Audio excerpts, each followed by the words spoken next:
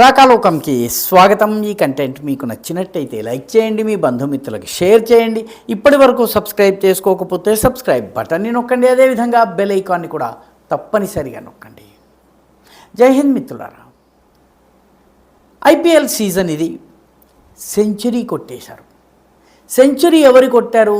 ఐపీఎల్లో ఉన్నటువంటి రాజస్థాన్ రాయల్సో లేకపోతే రాయల్ ఛాలెంజర్స్ బెంగళూరో కాదు, పాకిస్తాన్లో ఉన్నటువంటి అజ్ఞాత బందూకుదారులు, అజ్ఞాత సాయుధులు ఎవరైతే ఉన్నారో వాళ్ళు సెంచరీ కొట్టేశారు.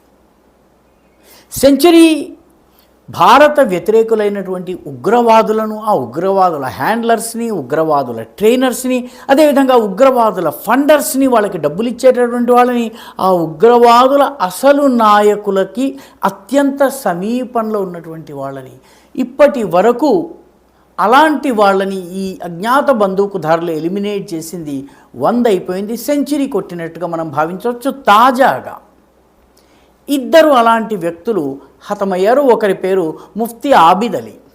ఇతను చాలా 2 సంస్థలతోటి చాలా సన్నిహిత సంబంధాలు ఉన్నాయి. ఆ 2 సంస్థల్లో ఒకదాని పేరు ఆలమీ మజ్లిస్ తహఫ్ఫుజ్ ఖాత్మే నుబావత్.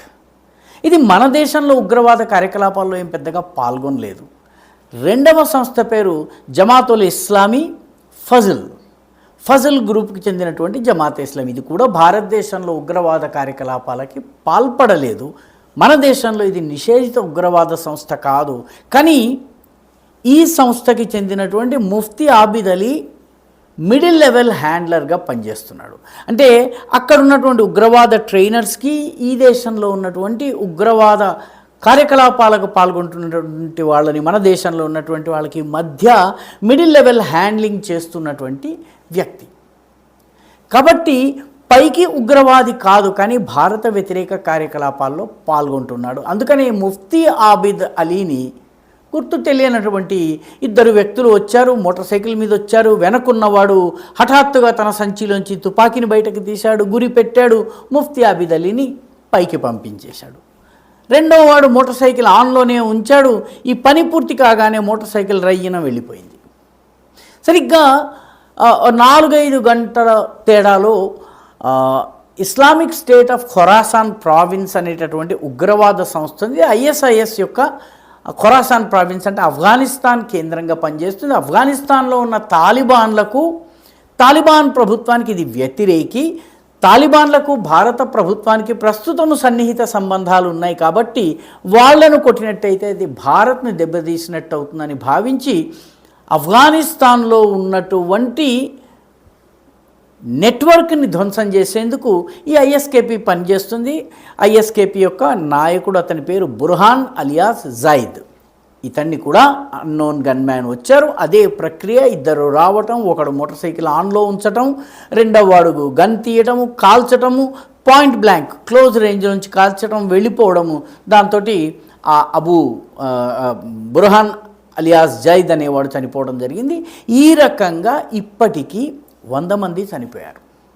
ఈ 100 మందిలో కొందరు చాలా కీలకమైనటువంటి నాయకులు. ఉదాహరణకి షేక్ ముజాహిద్, ఇతన్ని రాధాకోట్ అనే ప్రాంతంలో చంపారు. ఇతను సుంజువాన్, గుర్దాస్పూర్లలో 2016-2017 ప్రాంతంలో జరిగినటువంటి దాడులకు చాలా కీలకమైనటువంటి పాత్రధారి. అదేవిధంగా షాహిద్ లతీఫ్ని కూడా చంపేశారు. ఇది గతంలోనే జరిగింది. షాహిద్ లతీఫ్ పఠాన్కోట్ ఎయిర్ బేస్ మీద జరిగినటువంటి దాడికి సూత్రధారి. షాహిద్ లతీఫ్ భారతదేశంలో 16 సంవత్సరాలు జైల్లో ఉండి, ఆ తరువాత అప్పుడున్నటువంటి కాంగ్రెస్ ప్రభుత్వం 2010 ప్రాంతంలో ఇతన్ని విడుదల చేసింది. విడుదల చేసిన తర్వాత ఇతను మళ్ళీ ఉగ్రవాద కార్యకలాపాల్లో పాల్గొన్నాడు. అందులో భాగంగానే పఠాన్కోట్ ఎయిర్ బేస్ పైన దాడి చేశాడు. మోదీ ప్రభుత్వం వచ్చిన తర్వాత జరిగినటువంటి దాడి ఇది. ఇప్పుడు షాహిద్ లతీఫ్ లేడు.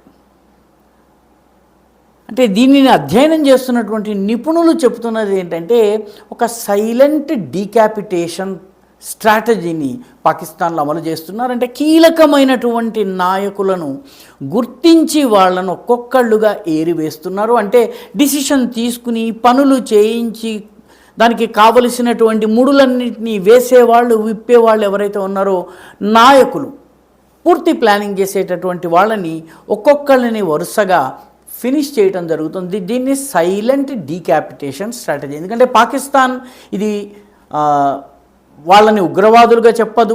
రెండవది, వాళ్ళు చనిపోయిన వార్తను దాచే ప్రయత్నం చేస్తుంది. పాకిస్తాన్ చెప్పుకోదు, కాబట్టి పాకిస్తాన్కి తగలాల్సిన చోట దెబ్బ తగులుతుంది. కానీ పాకిస్తాన్ తేలుకుట్టిన దొంగలా ఉండిపోతుంది. కీలకమైన ఒక నాయకుడు పోయేటప్పటికీ మరొక నాయకుడిని తయారు చేసుకోవడానికి, ఈ పరిస్థితిని అర్థం చేసుకోవడానికి, మళ్ళీ లింక్స్ని బిల్డప్ చేసుకోవడానికి సమయం పడుతుంది. రెండవది, తాజాగా ముఫ్తీ ఆబిద్ అలీ లేకపోతే బుర్హాన్ అలియాస్ జయద్ వంటి వాళ్ళ హత్య, వాస్తవానికి వీళ్ళు ప్రత్యక్షంగా భారతదేశంలో కార్యకలాపాలకు పాల్గొనకపోయినా ఉగ్రవాద సంస్థలకి మిడిల్ లెవెల్ హ్యాండ్లర్స్గా పనిచేస్తున్నారు. ఇలాంటి వాళ్ళను ధ్వంసం చేసినా, ఫినిష్ ఆఫ్ చేసినా కూడా ఉగ్రవాదుల యొక్క నెట్వర్క్, సప్లై చైన్ ఏదైతే ఉందో ఆ సప్లై చైన్ దెబ్బతింటుంది.